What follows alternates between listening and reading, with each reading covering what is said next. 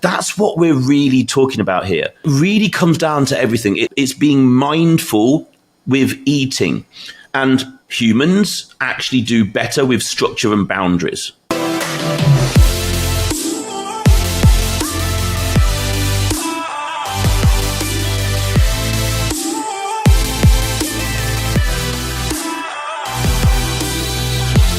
Alphas, welcome back to the show. My name is Andy Naylor, CEO and founder here at Naylor Body Design and host of your Optimal Alpha podcast.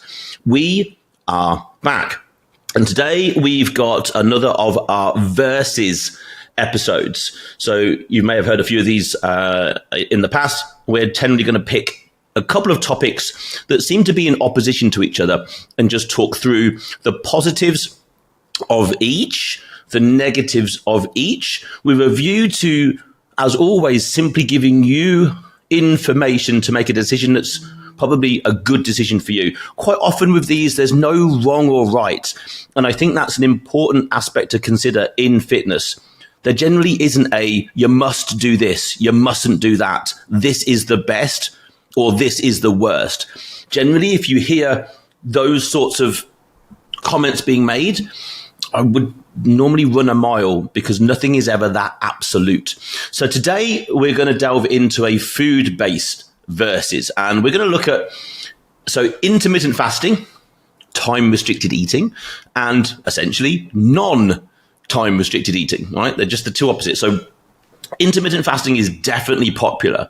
It's super popular actually for many different reasons. It's certainly something that we've seen become more popular, I would say, over the last couple of years. Normally when this happens, you could then start to say this looks like it's starting to become a fad. Of all of the popular ways of eating, I would say that intermittent fasting is probably one of the least faddy versions of those. Now, I'm pretty harsh when I look at the ways people eat. And even something like keto to me, generally speaking, I would call a fad, which is a little harsh because there are reasons why that might work for some people, but it's still extremely hard to deal with and stick to very long term. And if it's not something that can be stuck to long term, there will be people that can, and you're probably screaming at me, and I applaud you, well done. But I can tell you, after coaching people for 22 years, the absolute vast majority cannot, do not want to stick to something like keto long term. Therefore, generally speaking, people aren't going into it with the idea of it being a short-term fix. They're thinking it might be a long-term solution because of all the benefits it's portraying with the fast results. That's a fad. Well, intermittent fasting to me doesn't fall into that category for many different reasons. So intermittent fasting versus non-time restricted eating. So let's have a little wander down the road of this. So first of all, let's look at intermittent fasting. Let's dive into some positives. There may well be many more than I list here. These are just the first ones that come to my mind. So the first obvious thing here is it sets a clear time-based eating boundary. That's kind of the whole point of intermittent fasting or time-restricted eating. There's a clear boundary of when you are not eating to when you are eating. For most people, it looks something like not eating past, say, 8 p.m. at night, and then not eating before 12 p.m. the next day. So there's a good portion in the evening and in the whole of the a.m. where someone isn't eating. And I think this sets very clear mindset and mental clarity around eating as a whole. I think it certainly adds more structure to someone's day food-wise. Well, it clearly does, doesn't it? Because it's chopping the day into segments of when you cannot eat and when you can eat. I think this then has a knock-on positive effect in terms of, I think for most people, it will improve their food choices, probably help structure their meal numbers, and obviously, of course, the actual timing of those meals. Because there is less availability, people tend to generally make better decisions on the food that they're eating, on where in that smaller window they're eating that food. Generally, you take options away from people. People generally pick better options. I think given that there is less time to eat, I think we'd also say it's fair to say less chance of snacking.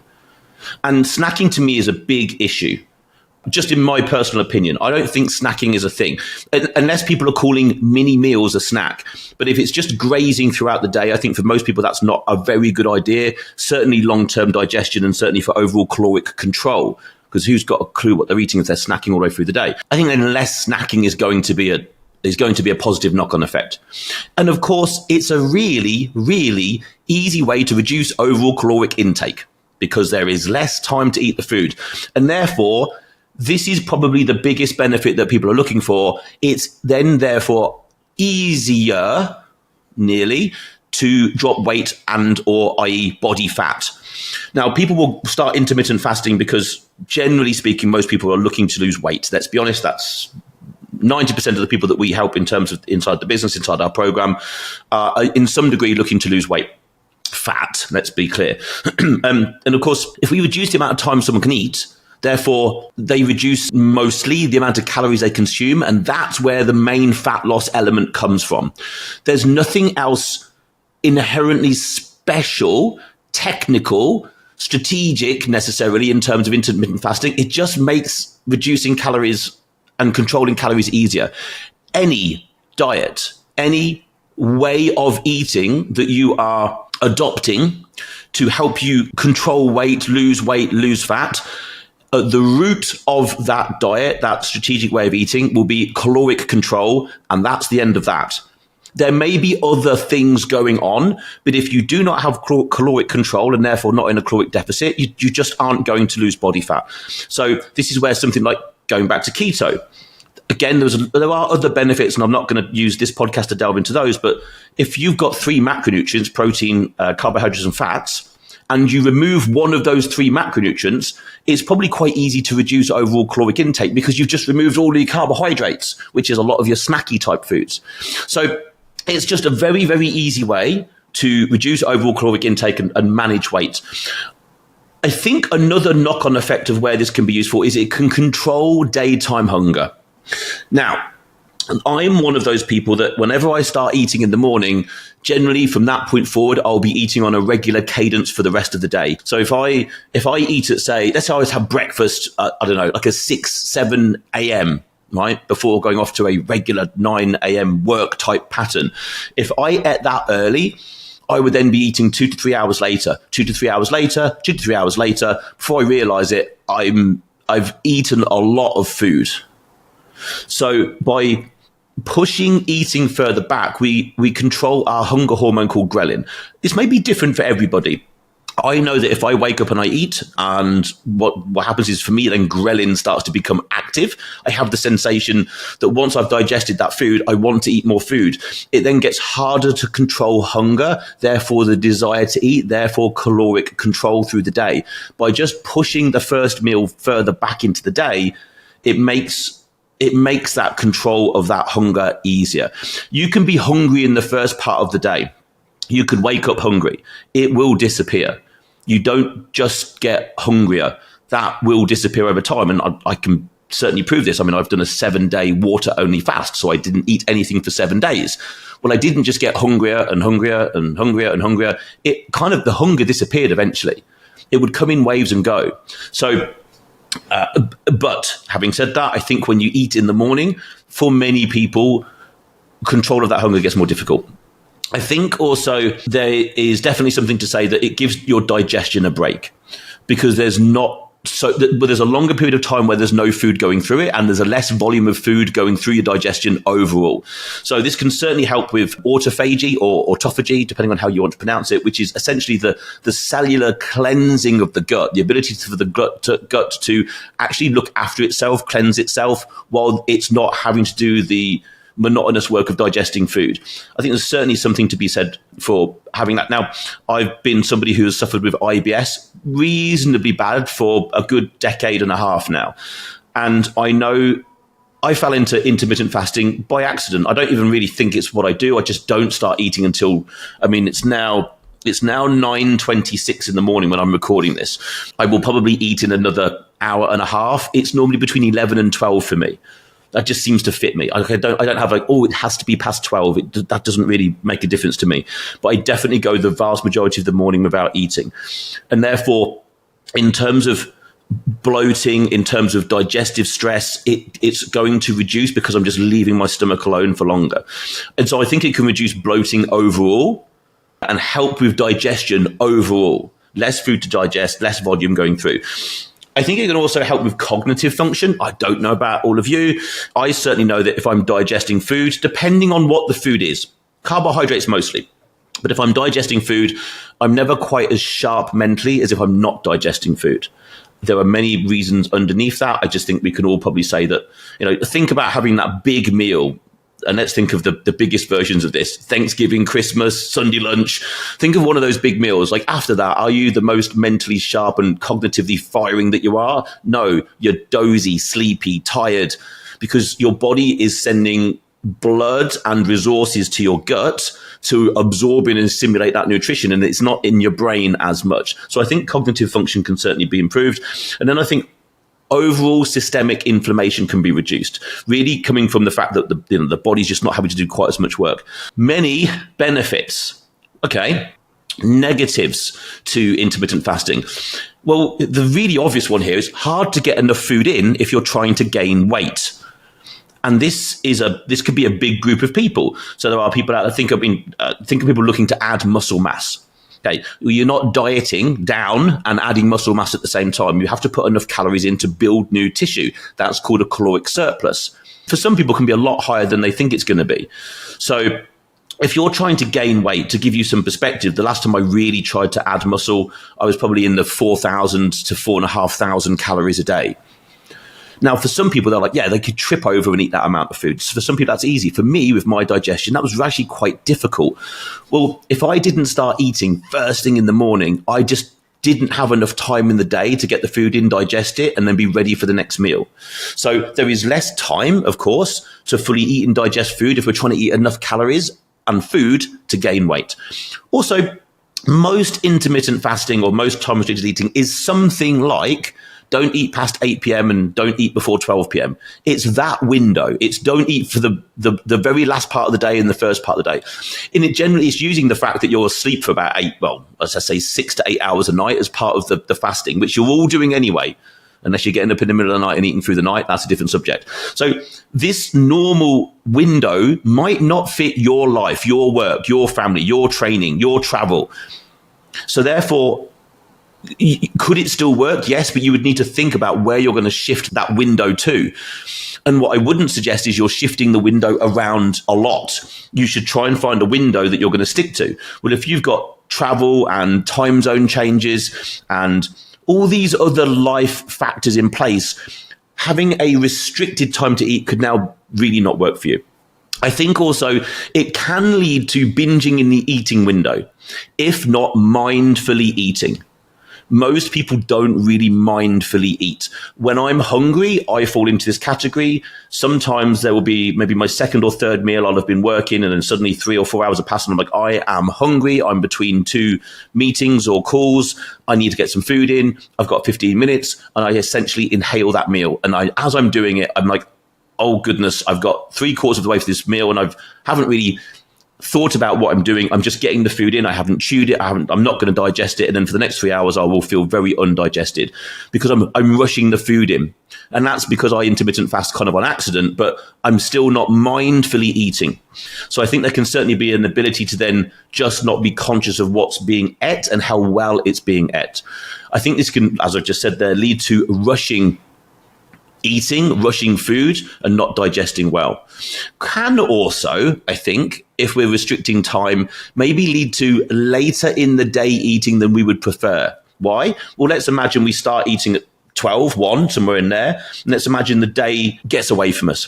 Meetings, interruptions that we weren't expecting.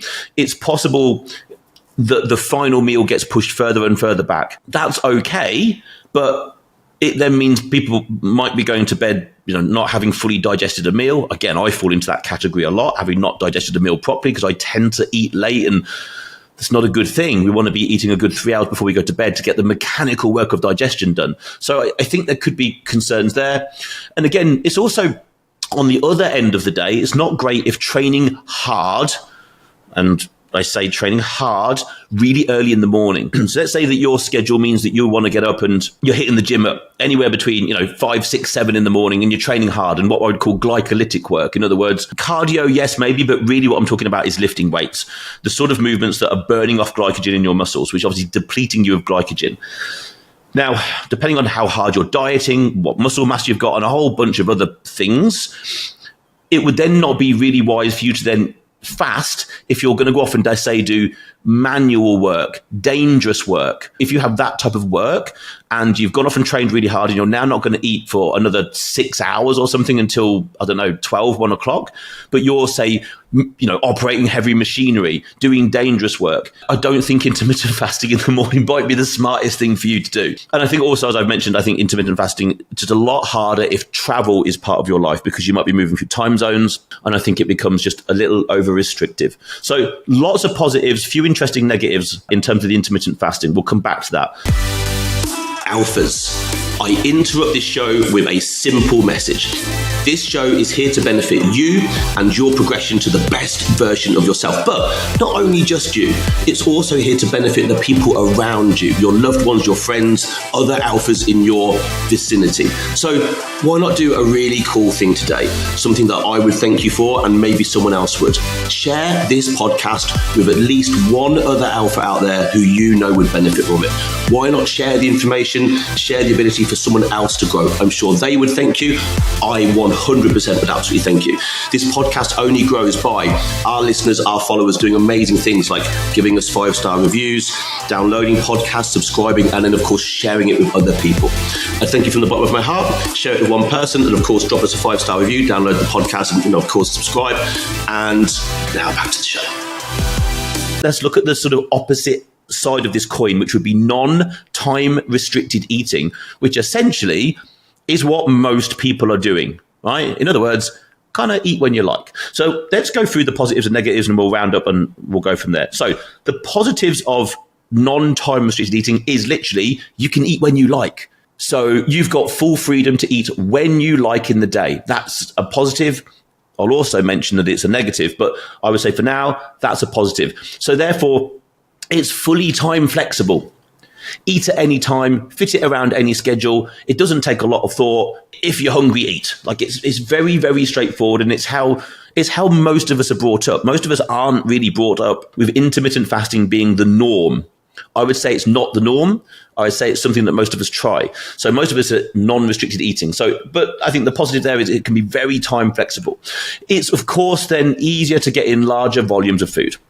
So we go back to someone who's desperately trying to get in huge, not necessarily just volumes, but huge amounts of calories, say, 3, 4, 5,000 calories a day because of whatever it is that they do. And they're trying to add weight and they're just burning through calories because of their daily activity. If they can now start eating at 6 in the morning and finish eating at 10 at night, they've got way more chance of getting in a higher level of food because they've got more time to eat it. I think for some people, a positive here could be there is less food focus in the daily life. Some people want less food focus, which is cool. There's nothing wrong with that. Some people want more food focus. Some people need it and want more, and some people need and want less. So here we're looking at positive. So I think for some people there could be less food focus, and this could go back. Let's say we've got somebody who has had in their life food-based problems, disorders in terms of like disordered eating, things like that. I would say certainly it could be fair that someone who has gone through something like that come out the other side. They probably don't now want certain elements entered into their life where they're having to focus on food, because what had they maybe been doing a lot in the past, really focusing on food. So maybe now mentally, psychologically, it'd be wise to not focus on food a lot. So time restricted eating could benefit someone in that circumstance. I think it also could be a positive to not have the time restricted eating in. I think it's also not having restrictions. It's way easier to be social, way easier on travel, and way easier possibly on work life, work meetings, presentations, whatever that might be. It's just easier to, I would say, live overall life. Now, whether that gets us the results, depending on what the result might be, is a different question. But I think it's non-time restricted. You take away a restriction, generally things get easier. Now, does managing weight, building a better physique, having better health get easier? Possibly not. So let's look at the negatives. So the negatives of non-restricted eating are it's way easier to overeat. So if your goal is fat loss, then it's just easier not to hit the goal. by default, it's just easier not to control calories because you've got way more time to eat. You've got more time to eat, more time to snack. The more time you have in a day, chances are the more you'll eat, the more you'll snack, the more calories you'll eat, the less chance you've got of dropping or maintaining weight. It's as simple as that. There's less time structure. So now we might have somebody who really does benefit from having structure. Good example is, if we take this to maybe an extreme, think about someone maybe getting on stage or competing, or where their physique has to be able to do certain things on a performance level, and therefore food becomes a really critical part of that, like any kind of athlete. Having less structure generally isn't a good idea. We probably want to have more structure so that we have very clear boundaries between what we should be doing, what we shouldn't be doing, and then how we can track what we might deem to be success off the back of that. Okay. In other words, we're not shooting at a target from a moving thing. If we're trying to drop body fat, we know that we need to do a certain amount of movement in the day. We need to eat a certain amount of calories. And it's easier eating a certain amount of calories if we say, well, eat that in a certain window of time. Okay. It's just more structure. It's more boundaries, which for some people works really well. I think there's the negative of this also is there's less mental food structure. So this is the opposite. Some people really do need food structure. I honestly think most people benefit from more mental food structure. Why do I say this? Because if somebody needs, for the most part, if somebody needs to lose a reasonable amount of body fat, it's the very fact of not having any structure and boundaries and limitations that got them into that place in the first place. Think about that for a second. If someone says to me, oh, I just need to lose 10 to 15 pounds, 90% of the time I know that that's not the case. Humans vastly underestimate the amount of fat they need to lose. And I think it's just normal and nothing wrong with that.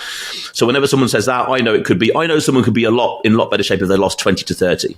So the reason that someone generally gets out of shape, whatever we want to deem being out of shape, but let's say unhealthy, carrying too much body fat, is because they just didn't have any limits, didn't have any structure, therefore eat at any time of the day, therefore eat more food, snack more.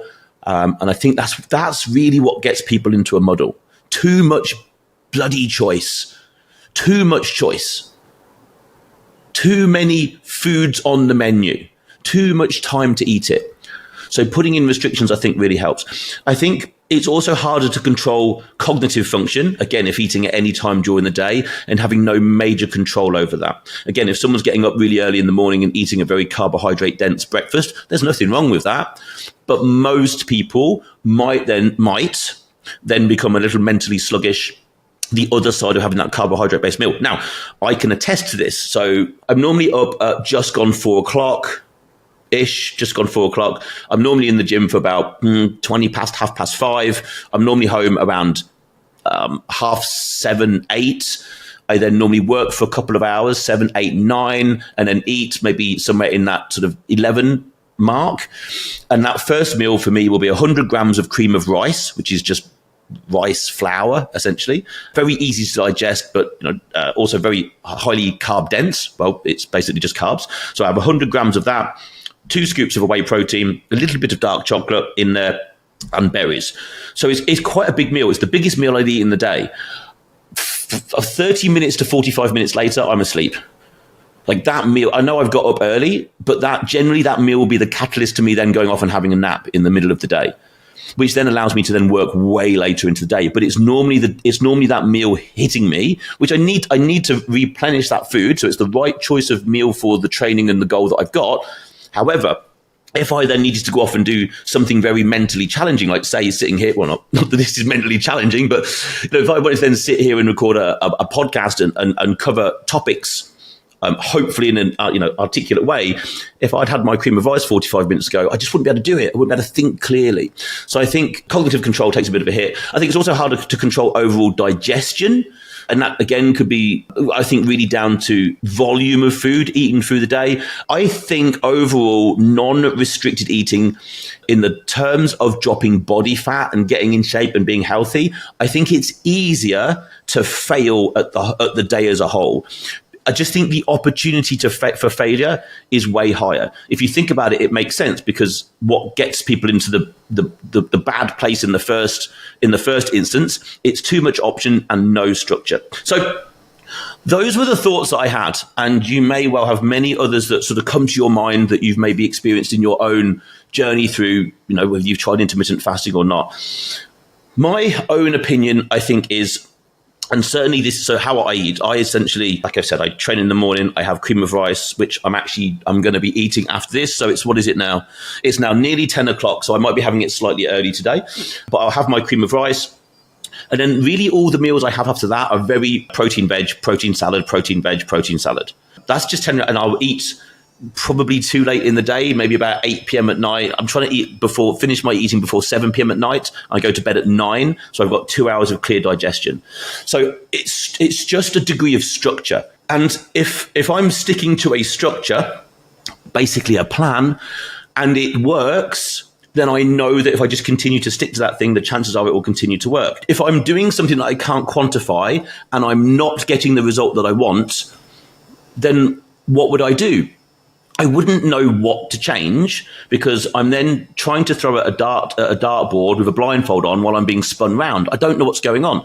So I think for the most part, most people, I really do truly believe this, most people would do far better with having some degree of restriction in their life. Food choice restriction as well helps. Most people are like, I'm a foodie, Andy. I want to eat all we're all a foodie. Honestly, in 22 years of doing this, the amount of people I've met who are like, I really couldn't care for food. I eat it because I have to. That's like less than 10 people who've ever really, truly said that to me in all these years. And I can still remember those people. They're like, food, I could take it or leave it. I eat it because I'm pretty sure I have to, otherwise I'm going to die. Most other people are, Andy, I'm a foodie. I love food. And I'm like, yeah, cool. Don't we all? But there has to then be a sort of a line walked between liking food and just shoveling it down your face and getting out of shape, overweight, unhealthy, and liking food and just having structure and being mindful with that eating. That's what we're really talking about here. It really comes down to everything. It's being mindful with eating. And humans actually do better with structure and boundaries. That's why we have deadlines. To get things done by a certain point. Humans need structure and boundaries. And just putting in so we go back to just a simple time-based structure, I think for a lot of people can really help. No, it does not suit everybody. Absolutely not. I think for a good majority, I think it can really help. And can it be stuck to long term? Yes. I also believe for the vast majority, because also here's the thing. If you're intermittent fasting, and let's say for a week you travel and you can't intermittent fast, you haven't broken the thing. If you go on keto and you're in ketosis, peeing on sticks and all this crap, if you're in that place and then you go off and eat carbs for a week, you technically will have brought yourself out of ketosis. You've got a lot of work to do to get yourself back in there. In other words, it's backwards and forwards and backwards and forwards. You are technically breaking that diet, that strategy. Whereas with intermittent fasting, you can dip in and out of it. I don't think it's not that it needs to be something like, okay, for the rest of my life, I'm not going to eat past 8 p.m. and I won't eat before 12. It's not really one that you can break. So there we go. They are my thoughts on intermittent fasting. I think a lot of our clients, if I really think about it, actually probably intermittent fast, given their working life, given how busy they are in terms of travel, in terms of work, in terms of needing to be cognitively firing. I think if I was to look through the plans of the clients, who are coaches in the program look after, I think there's probably quite a lot of intermittent fasting in there. And I certainly think a lot of people could certainly benefit from it in terms of the structure. That will do for today. My guys, thank you so much for joining me on the show. As always, if you found this useful, pass this forward. Think about how you may have heard of this show. Did someone recommend it to you? Did you see a comment? Did you see a like? If you do the same thing, I would appreciate you, and you might just help someone else out there. For now, over and out.